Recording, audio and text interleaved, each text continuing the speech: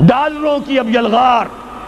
اب یہاں پر امریکی سرمایہ اور ڈالر چاہے مشرق سے آئے چاہے مغرب سے آئے وہ یہودیوں کا اعلی کار ہے.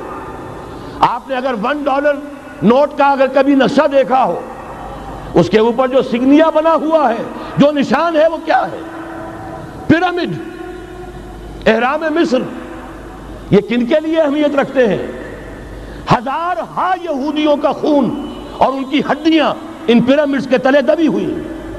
جب یہ احرام بنائے گئے تھے، یہ یہودی وہاں غلامی کے دور میں تھے، بیگار ان سے لی جا رہی تھی. بڑے بڑے پتھر جب گرتے تھے تو پسنے والے یہودی ہوتے تھے.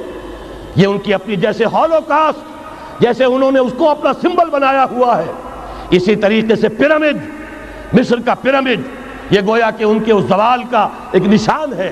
اور اس پر ایک آنکھ بنی ہوئی ہے، ایک آنکھ، کانے دجال کی آنکھ، وہ دیکھ رہی ہے. عجیب ہے یہ سمبل. نیچے لکھا ہوا ہے نووس آرڈو سکلورم، اور یہ در حقیقت 1776 جو نیچے لکھا ہوا ہے وہ رومن حروف کے اندر یہ 1776 ہے، جو میں بتا چکا ہوں آرڈر آف الومناٹی وساپ نے قائم کیا تھا. عام دنیا یہ سمجھتی ہے کہ شاید یہ امریکہ کا یوم آزادی ہے، سن آزادی ہے. 1 مئی اس آرڈر آف الومناٹی کی تاسیس 1 مئی کو ہوئی ہے. یہ 1 مئی جو منایا جاتا ہے، دھوکہ یہ دیا گیا ہے کہ یہ شکاگو کے جو مزدور ہیں ان کی یادگار ہے. حقیقت میں یہ 1 مئی اور 1776 آرڈر آف دی الومناٹی کی تاسیس کی تاریخ ہے. ڈالر میرے اس دیش کو ناپاک نہ کرنا. اور میں تو انہیں داد دیتا ہوں، جو کچھ انہوں نے، شاعر کہتے ہیں اس کو جو صاحب شعور ہے، اس صاحب شعور نے جو مشاہدہ کیا ہے کہ ڈالر آئے گا تو کیا آئے گا ہمارے ہاں.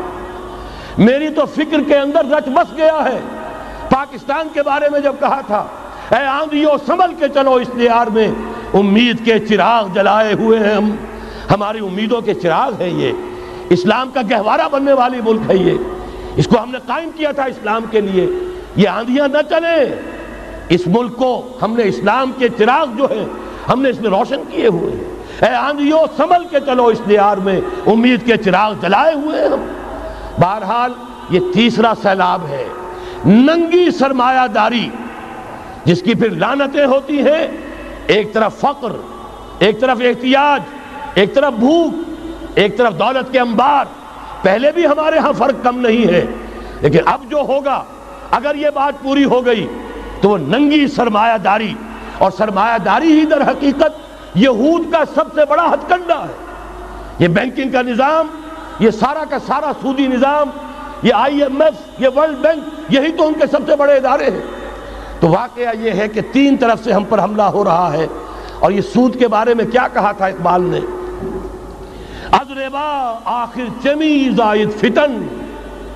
اس سود کے ام الخبائث کے پیٹ سے سوائے فتنوں کے اور کیا برآمد ہو سکتا ہے؟ کس نہ داند لذت قرض حسن. کسی کو قرض حسنہ کی لذت یاد نہیں رہی. بغیر سود کے قرض دو. تمہارے پاس فاضل رکھا ہوا ہے، کسی بھائی کو دو کہ وہ اپنی معاشی گاڑی کا پہیہ چلا لے، پھر اصل واپس لے لینا. اگر اتنی ہمت نہیں ہے کہ ان تصدقوا فهو خیر لکم، صدقہ ہی کر دو تو سب سے اچھا ہے. دے ہی ڈالو اپنا فاضل سرمایہ. یسألونک ماذا ينفقون قل العفو. مت رکھو اپنے پاس، یہ گندگی ہے. لیکن اگر بڑے ہی کم ہمت ہو تو کم سے کم قرض حسنہ دو، اپنی اصل رقم واپس لینا.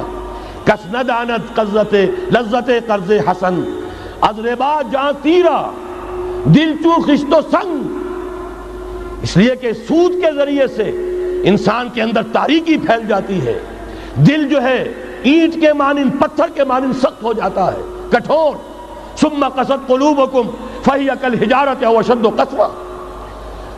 آدمی درندہ بے دندان و چنگ، اور انسان بغیر اس کے کہ بھیڑیوں والے دانت ہوں اور بھیڑیوں والے پنجے ہوں، بھیڑیا بن جاتا ہے. بہرحال اب کرنے کا کام کیا ہے اس کو سمجھیے. اس پوری صورتحال کا میں نے آپ کے سامنے نقشہ پیش کر دیا. ایک طرف مغرب سے نیو ورلڈ آرڈر، جو جیو ورلڈ آرڈر ہے، اس وقت کی سپریم پاور آن ارتھ امریکہ کی سرپرستی میں بڑی تیزی کے ساتھ حملہ آور ہے. دوسری طرف وَمَكَرُوا وَمَكَرَ اللَّهُ وَاللَّهُ خَيْرُ الْمَاكِرِينَ۔ اللہ کو پامردی مومن پہ بھروسہ، ابلیس کو یورپ کی مشینوں کا سہارا۔